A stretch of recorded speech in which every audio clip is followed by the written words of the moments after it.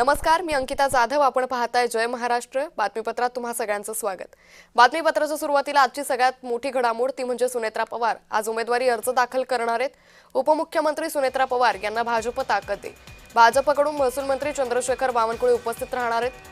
तर प्रफुल्ल पटेल, छगन भुजबळ त्याचबरोबर मंत्रिमंडळातील सहकारी अर्ज भरण्यासाठी उपस्थित असतील अशी माहिती सध्या समोर येते. उपमुख्यमंत्री सुनेत्रा पवार आज बारामती पोटनिवडणुकीसाठी आपला उमेदवारी अर्ज दाखल करणार अशी माहिती सध्या समोर येते. यावेळी भाजपचे नेतेही उपस्थित राहणार अशी माहिती समोर येते. त्याचबरोबर राष्ट्रवादीचेही प्रमुख नेते या अर्ज भरण्याच्या वेळी उपस्थित राहणार अशी माहिती सध्या समोर येते. भाजपकडून महसूल मंत्री चंद्रशेखर बावनकुळे हे उपस्थित राहणार आहेत. उपमुख्यमंत्री सुनेत्रा पवार यांना भाजप ताकद दे. तर अजित पवारांच्या निधनानंतर बारामतीची पोटनिवडणूक ही जाहीर करण्यात आली आणि त्यानंतर या पोटनिवडणुकीसाठी सुनेत्रा पवारांकडून खरं तर ही पोटनिवडणूक बिनविरोध व्हावी यासाठी प्रयत्न करण्यात आले. त्यांनी सर्वपक्षीयांना या संदर्भात फोनवरून संपर्कही साधला होता. मात्र बाकी सर्व पक्षांनी जरी सुनेत्रा पवारांना पाठिंबा दिला असला तरी मात्र काँग्रेसकडून उमेदवार उभा करण्यात आलेला आहे. काँग्रेसकडून अशोक मोरे यांना उमेदवारी देण्यात आलेली आहे. तर आज सुनेत्रा पवार याच बारामती पोटनिवडणुकीसाठी आपला उमेदवारी अर्ज दाखल करतील आणि याच दरम्यान राष्ट्रवादीचे सर्व महत्त्वाचे नेते उपस्थित राहतील. त्याचबरोबर भाजपचेही काही महत्त्वाचे नेते उपस्थित राहतील अशी माहिती सध्या समोर येते. तर आता या पोटनिवडणुकीकडे सर्वांचंच लक्ष लागलेलं आहे. सुनेत्रा पवारांनी सर्वात प्रथम दिल्ली दौऱ्यावरून आल्यानंतर उद्धव ठाकरे यांना संपर्क साधला होता आणि बारामती पोटनिवडणुकीसाठी आपल्याला पाठिंबा द्यावा या संदर्भातली चर्चा झाली होती. यानंतर उद्धव ठाकरे त्याचबरोबर पवार गटाकडूनही बारामती पोटनिवडणुकीसाठी कोणताही उमेदवार देण्यात आला नाही. मात्र काँग्रेसकडून उमेदवार काल जाहीर करण्यात आला. तर आज याच बारामती पोटनिवडणुकीसाठी सुनेत्रा पवार या आपला उमेदवारी अर्ज दाखल करतील. या संदर्भात अधिक माहिती घेऊयात आमचे प्रतिनिधी रोहन कदम यांच्याकडून. रोहन, आज सुनेत्रा पवार आपला उमेदवारी अर्ज भरणार आहेत, काय अधिक माहिती?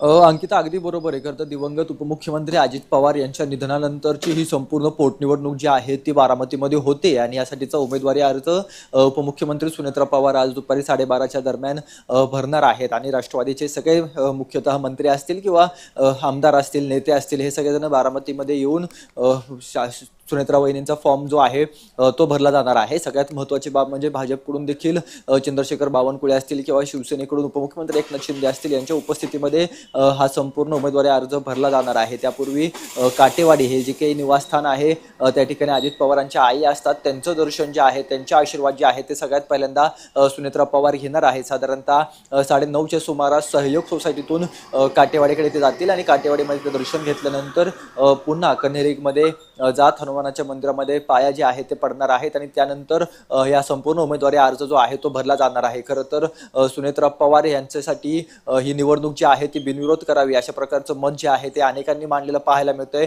परंतु काँग्रेसकडून आकाश मोरे यांना जी आहे ती काल उमेदवारी जाहीर केलेली पाहायला मिळते. त्यांच्याकडून देखील आकाश मोरेकडून सांगितलं जात आहे की जर का खऱ्या अर्थाने जर का मला उमेदवारी अर्ज जर का मागे घ्यायची असेल तर अजित पवारांच्या अपघाताप्रकरणी जो आहे तो FIR या सरकारने दाखल करावा, तर मी पाठीमागे उमेदवारी घेण्याचा विचार करेल अशा प्रकारचं मत त्यांनी मांडलेलं आहे. तर दुसरीकडे प्रफुल्ल पटेल असतील किंवा सुनील तटकरे असतील हे काँग्रेस हायकमांडच्या संपर्कामध्ये असल्याचं समजतंय.